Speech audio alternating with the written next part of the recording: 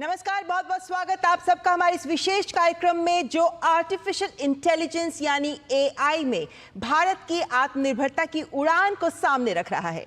आपके साथ मैं हूं ममता चोपड़ा। बीते 3 वर्षों पर एक नजर डालें तो आप पाते हैं कि कृत्रिम बुद्धिमत्ता यानी आर्टिफिशियल इंटेलिजेंस एआई के विकास में 2 खास क्षण सामने आए। पहला 2022 में जब चैट जीपीटी की घोषणा हुई और दूसरा जब इस जनवरी में डीपसीक का ऐलान हुआ। आज महंगी एआई तकनीक की धारणा बदल गई है। यह स्पष्ट हो गया है कि एआई तकनीक सस्ती और लोकतांत्रिक हो सकती है और यह भी कि इसे अपनाने और इस क्षेत्र में आगे नवाचार वक्त की जरूरत है। इस कार्यक्रम में हम बात करेंगे कि विश्व स्तर पर एआई के क्षेत्र में भारत का क्या मंत्र है और देश में किस दिशा में हम काम कर रहे हैं, कहां खड़े हैं हम। लेकिन आइए सबसे पहले बात करते हैं एआई एक्शन समिट की। पेरिस में इस सम्मेलन की सह अध्यक्षता फ्रांस के राष्ट्रपति इमैनुअल मैक्रों के साथ प्रधानमंत्री नरेंद्र मोदी ने की, जो विश्व में भारत के बढ़ते कद को रेखांकित करता है। और इस मंच पर सामूहिक प्रयास और समावेशी विकास का पीएम का मंत्र विश्व को दिशा दिखाता भी नजर आ रहा है। AI is already reshaping our polity, our economy, our security, and even our society. AI is writing the code for humanity in this century.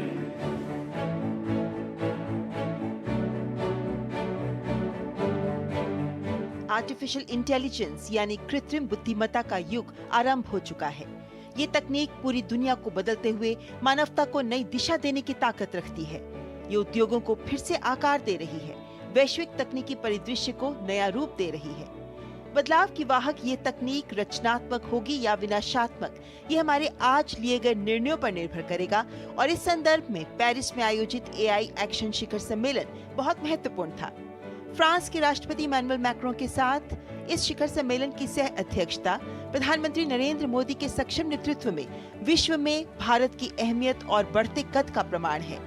Bharat इस क्रांति में एक प्रमुख खिलाड़ी के रूप में उभर रहा है। एक वैश्विक नेता की तरह प्रधानमंत्री ने आज के दौर में एआई की महत्ता को रेखांकित करते हुए जिस समावेशी सुरक्षित एआई और इसके लिए वैश्विक एकजुटता का आह्वान किया, वो विश्व को एआई की चुनौतियों का हल तलाशते हुए भविष्य के लिए तैयार करने की दिशा में अत्यंत महत्वपूर्ण है। 100 से अधिक देशों के समक्ष एआई से जुड़े व्यवहारिक पहलुओं को रेखांकित करते हुए पीएम ने कहा कि आर्टिफिशियल इंटेलिजेंस के लिए एक पूरा इकोसिस्टम बनाने की जरूरत है। साथ ही इसके मानक भी तय किए जाने चाहिए, जिसके लिए वैश्विक प्रयास करने होंगे। इससे जुड़े खतरों से निपटना भी जरूरी है और इसे लेकर भरोसे का निर्माण करना भी आवश्यक है। विश्व में एआई को लेकर एक बड़ा सवाल रोजगार पर खतरे का है, लेकिन एआई से डरने की बजाय लोगों की स्किलिंग, अपस्किलिंग में निवेश को अहम बताते हुए पीएम ने समावेशी एआई का मंत्र साझा किया, ताकि ग्लोबल साउथ की भी एआई तक पहुंच सुनिश्चित हो, क्योंकि इसके प्रयोग से सतत विकास लक्ष्यों को तेजी और आसानी से हासिल किया जा सकता है। इस भविष्योन्मुखी तकनीक को आम जन के लिए सुलभ कर जन केंद्रित एप्लीकेशंस बनाने, साइबर सुरक्षा, डीप फेक से जुड़ी चिंताओं को दूर करने की ओर भी प्रधानमंत्री ने ध्यान आकर्षित किया। There is a need for collective global efforts to establish governance and standards that uphold our shared values, address risks and build trust. America और चीन के बीच एआई को लेकर प्रतिद्वंद्विता की स्थिति के परिप्रेक्ष्य में पीएम ने वैश्विक साझेदारी को वास्तव में वैश्विक स्वरूप देने तथा वैश्विक भलाई के लिए सबको साथ लेकर चलने, संसाधनों और प्रतिभाओं को साथ लाकर ओपन सोर्स प्रणाली विकसित करते हुए विश्वास और पारदर्शिता बढ़ाने का मंत्र साझा किया। इस वैश्विक आयोजन में भारत की सह अध्यक्षता दिखाती है कि एआई के क्षेत्र में रचनात्मक भूमिका के लिए आज दुनिया भारत की ओर देख रही है। अपने विशाल टैलेंट पूल, एआई टेक्नोलॉजी को तेजी से अपनाने और पर्याप्त डेटा के साथ भारत एआई के नवाचार और विकास में अग्रणी बनने के लिए तैयार है। और प्रधानमंत्री नरेंद्र मोदी के नेतृत्व में विकसित भारत के विजन के साथ एआई मिशन को जोड़कर भारत विश्व के लिए एआई की सोच को साकार करने के लिए प्रतिबद्ध नजर आ रहा है। ममता चोपड़ा, डीडी न्यूज। तो वैश्विक स्तर पर प्रधानमंत्री नरेंद्र मोदी ने दिया विश्व को एआई का मंत्र और इस कार्यक्रम में हमारे साथ स्पेशल एक्सपर्ट्स का पैनल भी जुड़ा है। परिचय कराते हैं। हमारे साथ हैं देवजानी घोष, विशिष्ट फेलो नीति आयोग। बहुत बहुत स्वागत करते हैं आपका देवजानी जी कार्यक्रम में। और हमारे साथ जुड़े हैं प्रोफेसर मयंक वत्स, स्वर्ण जयंती फेलो आईआईटी जोधपुर। आपका भी स्वागत। सबसे पहले देवजानी जी, सवाल आपसे लेना चाहूंगी क्योंकि एआई एक्शन समिट में हमने प्रधानमंत्री का संबोधन सुना। यानी प्रधानमंत्री ने विश्व को क्या मोदी मंत्र दिया? हमारे फ्यूचर को आर्टिफिशियल इंटेलिजेंस कह सकते हैं आकार दे रही है और प्रधानमंत्री का संबोधन आपके अनुसार किन मायनों में विश्व को सही दिशा दिखाता नजर आ रहा है?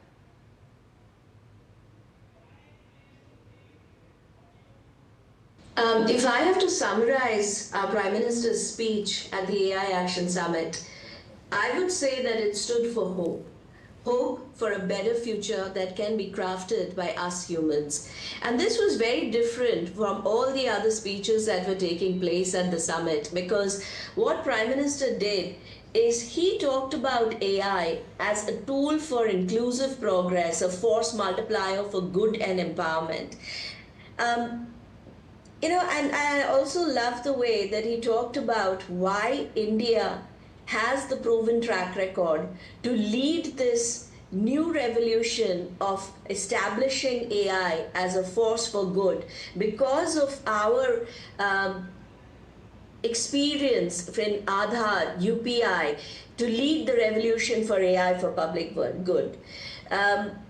I think the emphasis he made on open source AI, affordable, scalable solutions, ethical governance, ensured that AI does not remain an elitist tool, but it becomes a global equalizer. Everyone should be able to use AI. But most important message, according to me, in that speech was the need for human accountability in shaping AI's future.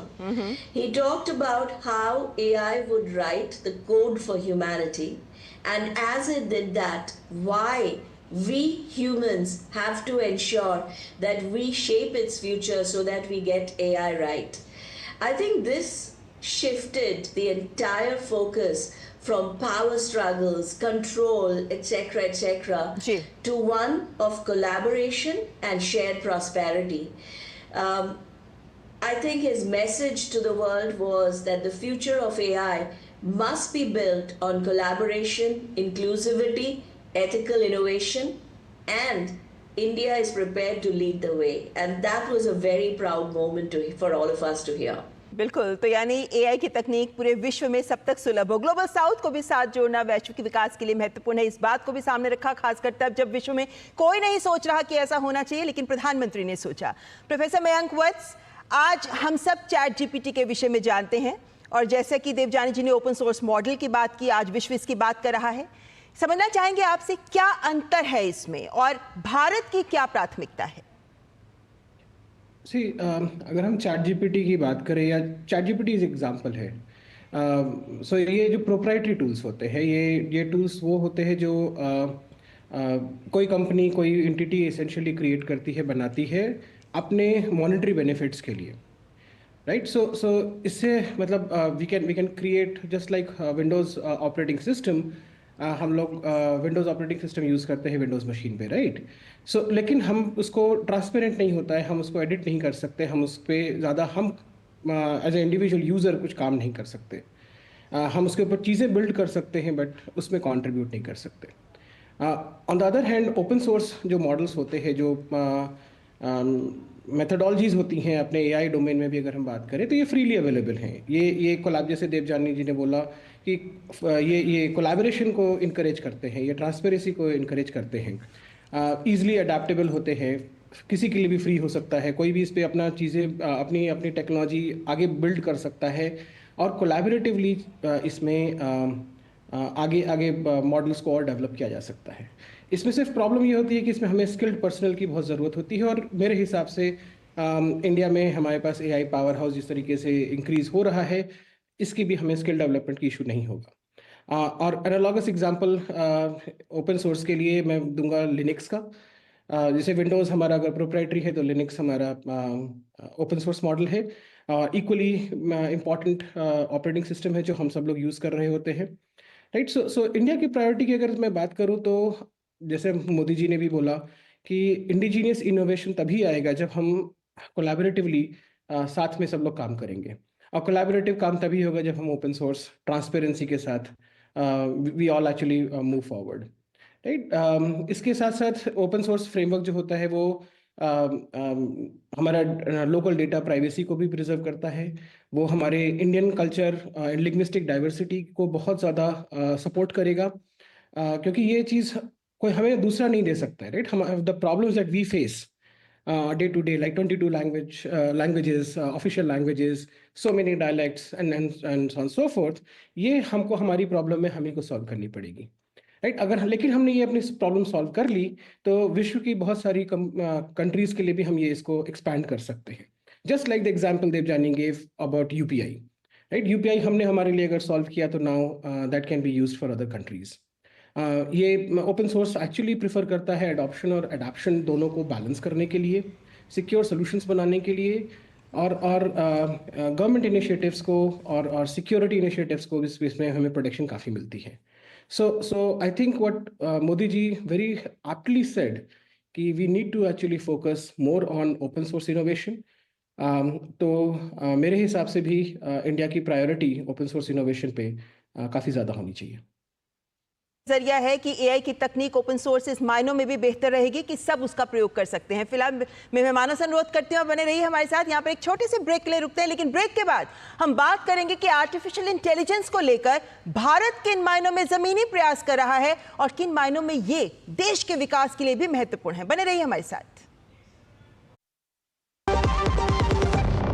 सस्ते वाले दाल मसाले स्वाद हुआ बेकार, एमडीएच की हल्दी मिर्ची धनिया करे कमाल, रंग दे ये खुशबू दे ये तीखा ये कम पड़े, क्या निराला एमडीएच मसाला।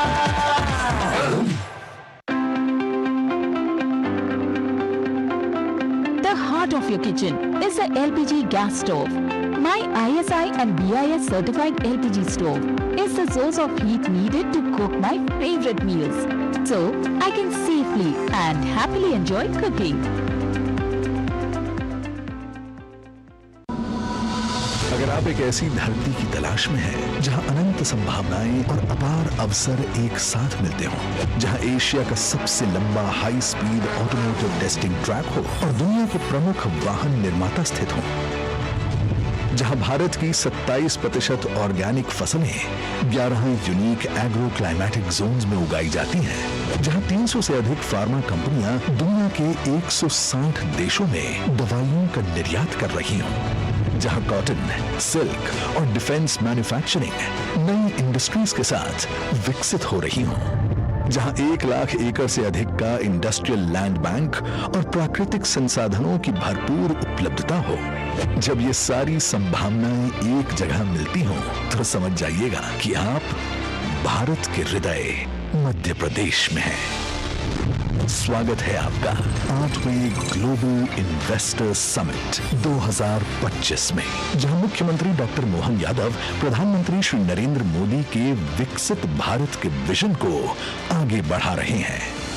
आप आइए, आपको अगर पॉलिसी से आउट ऑफ वे भी जाना हो तो सरकार तैयार है आपकी सारी मदद करने के। इन्वेस्ट मध्य प्रदेश, अनंत संभावनाओं का प्रदेश। 24 और 25 फरवरी 2025, भोपाल, मध्य प्रदेश। जब धरती चीर कर निकलता है लोहे का पत्थर और मिलता है मोंगिया के जोश से, फिर तपता है, पिघलता है और बनता है फौलाद। अब होता है सरिया सारी खूबियों के साथ। मोंगिया स्टील, मजबूत देश का मजबूत सरिया।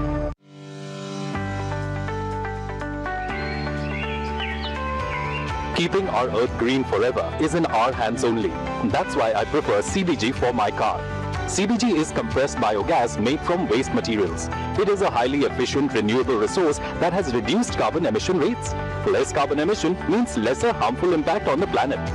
Use CBG. It is cleaner, greener and safer.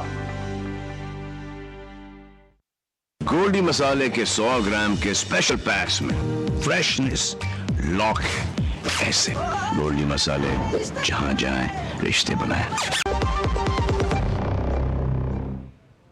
और ब्रेक के बाद एक बार फिर आपका स्वागत है। आर्टिफिशियल इंटेलिजेंस यानी एआई भविष्योन्मुखी तकनीक है और भारत सरकार इस पर बहुत गंभीरता से काम कर रही है और ये काम आज नहीं कई साल पहले से शुरू भी हो चुका है। एआई को लेकर भारत स्वदेशी तकनीक बनाना चाहता है, यानी ऐसी जो हमारे देश की विविधताओं को भी समेटती नजर आए। आत्मनिर्भर भारत के लिए एआई बेहद महत्वपूर्ण है। भारत में कैसे बढ़ रहे हैं एआई के कदम, आइए देखते हैं ये रिपोर्ट।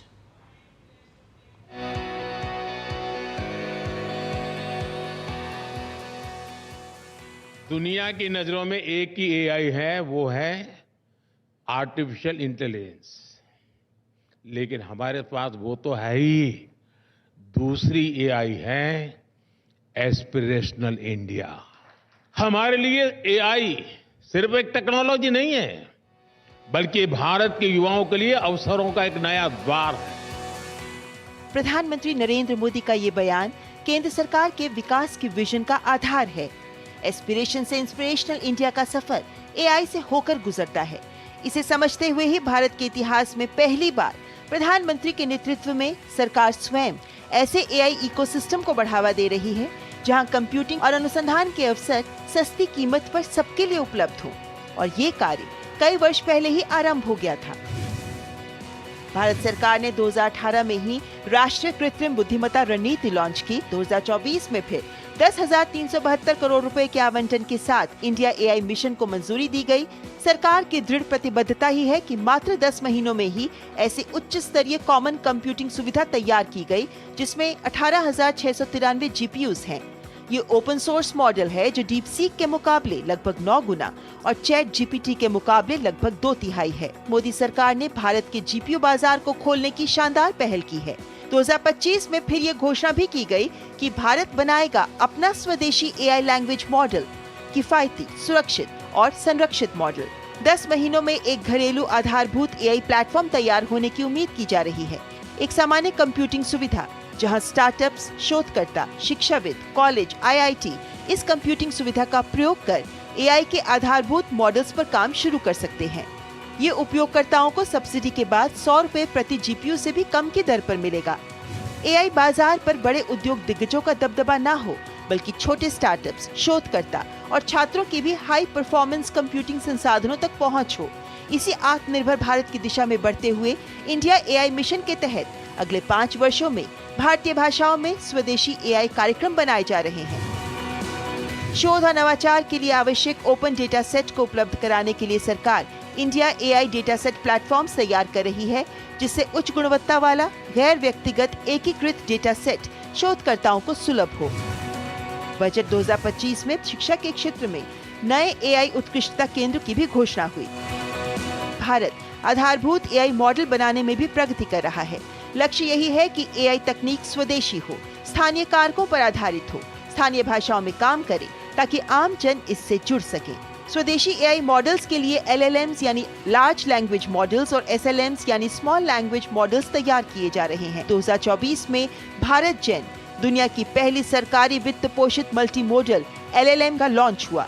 सरकार की मदद से 2024 में ही कई घरेलू एआई स्टार्टअप्स ने स्थानीय भाषाओं, सांस्कृतिक विविधता के अनुकूल कई एआई मॉडल्स विकसित किए हैं। सर्वम एक 2 बिलियन मापदंडों वाला 10 भारतीय भाषाओं का एलएलएम एआई भाषा मॉडल, एवरेस्ट 1.0 35 भाषाओं का समर्थन करने वाला जो जल्द भाषा क्षमताओं को 90 तक विस्तार दे सकता है। चित्रलेखा विभिन्न भारतीय भाषाओं में आसानी से ऑडियो ट्रांसक्रिप्ट बनाने और संपादित करने की सुविधा देने का ओपन सोर्स मॉडल, और इसी तरह सूत्र, देविका, अहरावत आदि कई एआई मॉडल्स विकसित किए जा चुके हैं। भारत खुद को एआई के लिए एक नवाचार केंद्र के रूप में स्थापित कर रहा है, जिसमें दुनिया की 16% एआई प्रतिभा है। इंडिया स्किल्स रिपोर्ट 2024 का अनुमान है कि भारत में एआई कुशल कार्यबल में 2016 से 2023 तक 14 गुना वृद्धि देखी गई है। भारत में एआई पेशेवरों की अनुमानित मांग 2026 तक लगभग 10 लाख तक पहुंचने का अनुमान है। विश्व में एआई शुरुआती चरण में है। इसमें निरंतर नवाचार अत्यंत महत्वपूर्ण है और इसमें स्टार्टअप्स की भूमिका बढ़ जाती है। नए शोध को विचार से क्रियान्वयन तक पहुंचाने के लिए संसाधन, मार्गदर्शन और नेटवर्किंग के अवसर उपलब्ध कराने में इनक्यूबेटर्स और एक्सेलरेटर्स का रोल अहम हो जाता है। और भारत में इस समय 520 से अधिक टेक इनक्यूबेटर्स और एक्सेलरेटर हैं। एआई में नई क्रांति की ओर अग्रसर भारत आज एआई का दुनिया में दूसरा सबसे बड़ा बाजार बन गया है। भारत अगले 2 वर्षों में 2027 तक एआई पर 44,000 करोड़ रुपए खर्च करने वाला है। प्रधानमंत्री के नेतृत्व में भारत एआई के क्षेत्र में बड़ी कामयाबी की गाथा लिखने को तैयार और तत्पर है। ममता चोपड़ा, डीडी न्यूज। तो भारत में एआई पर हो रहा है काम। हमारे साथ देवजानी घोष और प्रोफेसर मयंक वत्स भी जुड़े हुए हैं। देवजानी जी, भारत में देखें तो 1,59,000 स्टार्टअप्स हैं, 1500 से अधिक तो एआई के क्षेत्र में काम कर रहे हैं। कैसे हमारे स्टार्टअप्स देश में इस एआई युग से जुड़ रहे हैं, क्योंकि यह आंकड़ा बढ़ना भी जरूरी है, कैसे ये योगदान दे सकते हैं? वेल, सिर्फ स्टार्टअप्स का नंबर ही नहीं बढ़ना चाहिए, लेकिन हमारा इनोवेशन भी बढ़ना चाहिए। हमारा quality of innovation, impact of innovation, success of the startups, everything has to grow. And I don't think that there has ever been a better time than now to build AI and to build in India. You know, our startups have to seize this moment because we are at that crossroad, that perfect intersection point of capabilities. हमारे पास talent है, बहुत सारे opportunities है, and we also have the large problems that AI should be solving. So we have all the ingredients, मतलब जो recipe का हर एक ingredient हमारे पास है to drive AI innovation at scale, to innovate for the world, from world-class talent to data to digital infrastructure to a culture of innovation and problem solving. What we have to now ensure is that we have to build an appetite for high risk taking. वो एक चीज है जिन पे हमें काम करना चाहिए from our industry to academia, because अभी जो एआई की इनोवेशन है that is not small innovation. You know, that is what we say abundance thinking. That requires you to big capital. That requires big risk taking. And there are times you will fail, but when you succeed, you will change the world. And this is sort of, it's important to understand that AI is not just a technology, but it is the foundation for the next industrial revolution. And innovation is going to decide who leads or who disrupts and who doesn't or who gets disrupted. So startups have to move beyond thinking about incremental innovation, adapting solutions. I think we have to encourage our startups to think really big, take those risks, and create solutions that is not just for India but for the world. बिल्कुल। तो प्रधानमंत्री भी यही बात करते हैं कि स्थानीय से ग्लोबल की बात सोचनी चाहिए हमें और रिस्क टेकिंग जरूरी है। लेकिन प्रोफेसर मयंक वत्स, हम जीपीयूज की बात बहुत सुन रहे हैं कि 18,000 से अधिक जीपीयूज यूज के लिए तैयार हो रहे हैं। एआई मिशन में इन जीपीयूज का क्या महत्व है? हमारा अपना जीपीयू बनना चाहिए, ये कितना जरूरी है? देखिए, आज के दिन में अगर हम बोलते हैं कि एआई हमारा इम्प्रूव हो रहा है या AI is touching the lives of billions of people, so इसके पीछे की टेक्नोलॉजी थोड़ी समझने की ज़रूरत है। जब हम कोई भी एआई टेक्नोलॉजी बनाते हैं तो दो सबसे इम्पोर्टेंट एस्पेक्ट होते हैं, दो सबसे इम्पोर्टेंट इंग्रेडिएंट होते हैं। एक होता है डेटा। अगर मैं बोलूँ कि इंडिया में मुझे 22 ऑफिशियल लैंग्वेजेस में और so many dialects and an accent variation सबका मुझे एड्रेस करना है, मुझे एक ऑडियो का लैंग्वेज मॉडल बनाना है, तो सबसे पहले मुझे डेटा उतना कलेक्ट करना पड़ेगा, राइट? एक बार हमने मान लीजिए डेटा कलेक्ट किया, मिलियंस ऑफ सैम्पल्स, तो हमको उतना डेटा प्रोसेस करना है। पैरेलली हमको ये डेटा लेकर के अपने मॉडल को सिखाना पड़ेगा। ये आप इसको ऐसे एग्जांपल, एनालॉगस एग्जांपल समझिए। अगर आप एक छोटे से बच्चे को इन्फॉर्मेशन दे रहे हैं, सिखा रहे हैं, तो वो कैसे सीखेगा? अगर उसका लर्निंग कैपेबिलिटी कम होगी तो वो कम सीखेगा, राइट? लेकिन अगर उसकी लर्निंग कैपेबिलिटी ज़्यादा होगी तो वो ज़्यादा सीख पाएगा। सिमिलरली यहाँ पे अगर हमारे पास जीपीयू कम होंगे तो हम उसको कम सिखा पाएंगे, धीरे सिखा पाएंगे।